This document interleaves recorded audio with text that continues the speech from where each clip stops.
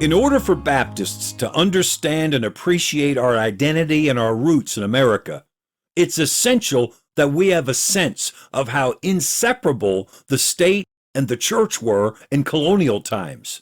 Of course, it's not difficult to be suspicious of the credibility of someone discussing matters of church history. A Baptist might present a particular narrative one way. A Protestant might tell the same story with a very different slant.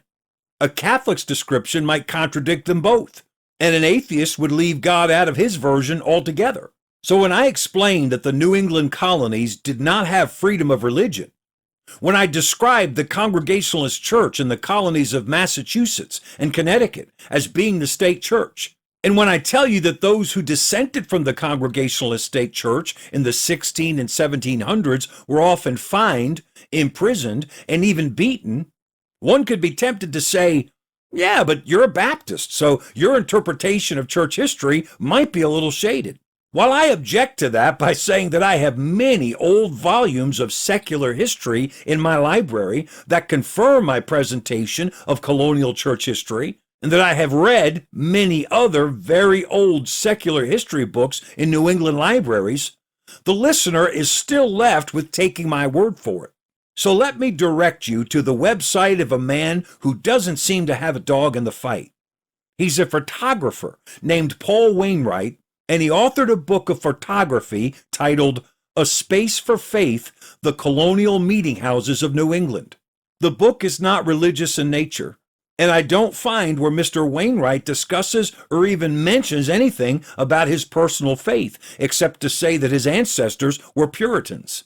But in order to provide his reader with some perspective on what a colonial meeting house is, he presents this historical background at colonialmeetinghouses.com. And here's what the first part of that webpage says.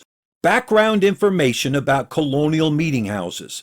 What is a colonial meeting house?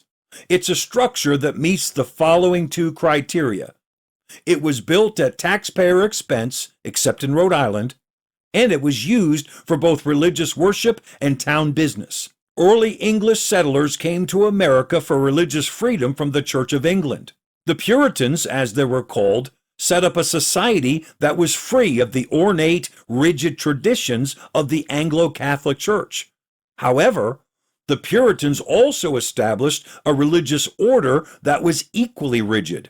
In America, there was religious freedom as long as you were a Puritan. The central focus of every New England town was the meeting house. These structures were typically financed through taxation and were usually the largest building in the town. They were used both for religious worship and for conducting town business. They were always very simple buildings with no statues, decorations, or stained glass. Not even a cross hung on the wall. Most of the meeting houses included in this project were built in the late 1700s by the descendants of the Puritans, who came to America to get away from the Church of England. Some, especially in Rhode Island, were built by Baptists, who founded Rhode Island to get away from the Puritans. A few of the meeting houses were actually built by Anglicans, members of the Church of England, who settled here too. Towns were originally settled by people of one religion, and so it was natural to support the church by taxation. The practice of supporting the church with tax money continued until about 1820, when individual states passed laws separating church and state. Until that time, it was common, except in Rhode Island, to support the dominant church, referred to as the standing order, by taxing the citizens. In fact, in the early years, a town was not granted a charter until it had built a meeting house and hired a minister.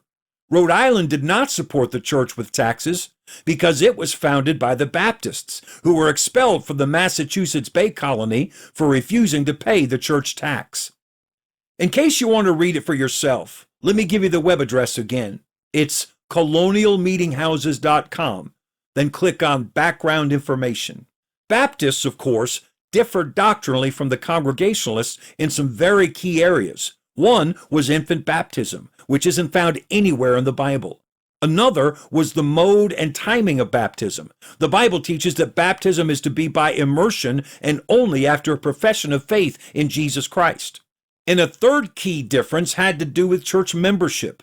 The Bible teaches that a church is to be comprised only of saved, baptized people.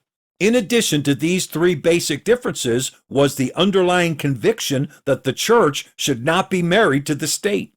These core beliefs of the Baptists made it impossible for them to unite with the congregational state churches. So these people had to choose to either comply with a church they didn't agree with, break the law by establishing an illegal church, or migrate to a place where establishing a Baptist church was not illegal. This is one great reason that Baptists have always been church planners. Christian, thank God for faithful believers who have blazed the trail before us. Stay the course.